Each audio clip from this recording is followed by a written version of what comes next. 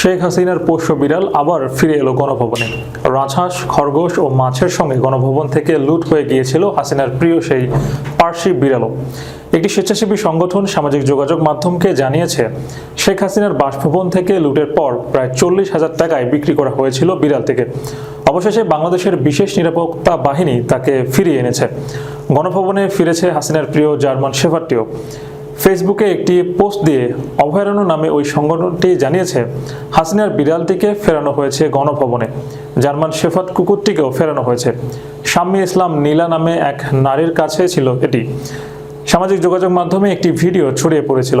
Anandabazar online তার সত্যতা যাচাই করেনি। সংগঠনটির তরফ থেকে জানানো হয়েছে, যেসব পশু পাখি গণভবন থেকে লুট করা হয়েছিল তাদের ফেরানোর চেষ্টা করা হচ্ছে। শুধু তাই নয়, ওই পশু পাখি যাতে যত্ন করা হয় ওই দিকেও নজর দিয়েছে তারা।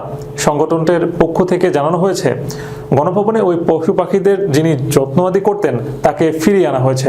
প্রয়োজনে পশু পাখিদের চিকিৎসার ব্যবস্থাও করা হচ্ছে।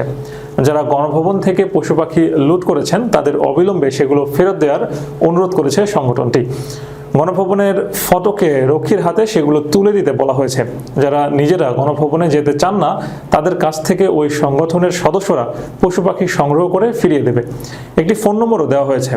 আন্দোলনের জেরে সোমবার বাংলাদেশ ছাড়েন শেখ হাসিনা। তারপরেই তার বাসভবনে ঢুকে পড়েন বহু মানুষ। চলে লুটপাট, হামলাকারীদের থেকে রক্ষা পায়নি গণভবনের চত্বরে ঘুরে বেড়ানো পশু পাখি।